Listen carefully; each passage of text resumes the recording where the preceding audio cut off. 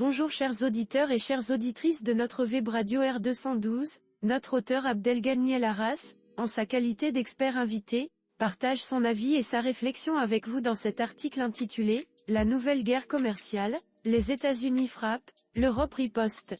Le voici en podcast pour vous. C'est ainsi que l'expert débute son analyse, en soulignant l'origine des tensions et les premières réactions européennes.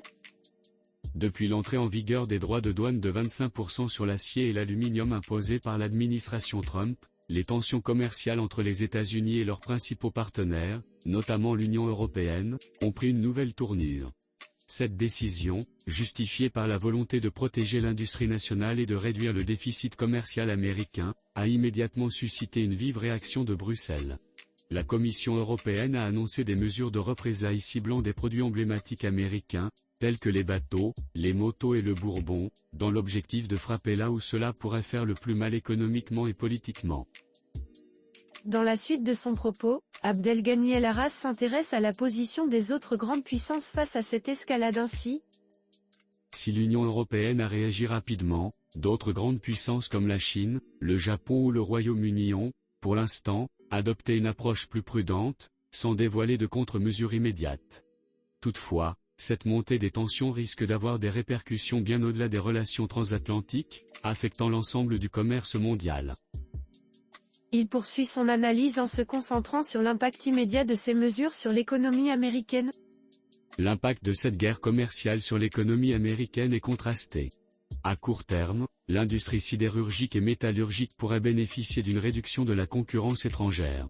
Cependant, de nombreux secteurs utilisant l'acier et l'aluminium, notamment l'automobile, la construction et l'aéronautique, verront leurs coûts de production augmenter.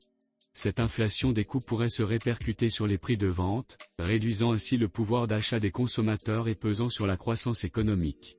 Par ailleurs, les représailles européennes menacent les exportations américaines et pourraient engendrer des pertes pour plusieurs industries. L'auteur approfondit ensuite son analyse en se penchant sur les répercussions potentielles pour l'Europe de cette manière. L'Europe, de son côté, subira également les effets de ces nouvelles barrières commerciales. Certaines entreprises dépendantes des importations d'acier et d'aluminium en provenance des États-Unis devront faire face à une hausse des coûts.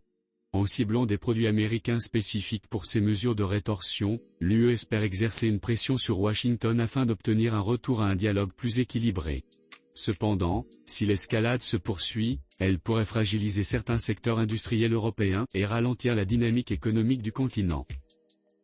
Abdelghany El Arras élargit alors son regard sur les conséquences mondiales de cette guerre commerciale de la manière suivante.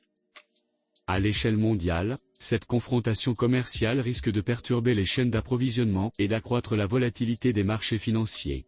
Si d'autres pays décident d'emboîter le pas à l'Union européenne et aux États-Unis en adoptant des politiques protectionnistes similaires, l'économie mondiale pourrait connaître une phase de ralentissement, marquée par une baisse des investissements et une montée des incertitudes pour les entreprises. Pour conclure, l'expert explore les différents scénarios envisageables face à cette situation complexe en ces termes. Face à cette situation, plusieurs scénarios sont envisageables. Une issue favorable pourrait passer par des négociations entre les parties prenantes, afin de trouver un compromis évitant une escalade aux conséquences néfastes. À l'inverse, si cette guerre commerciale venait à s'intensifier, d'autres secteurs stratégiques, comme l'automobile ou la technologie, pourraient être touchés, aggravant encore les tensions économiques internationales. Dans ce contexte incertain, les prochains mois seront déterminants pour l'avenir du commerce mondial.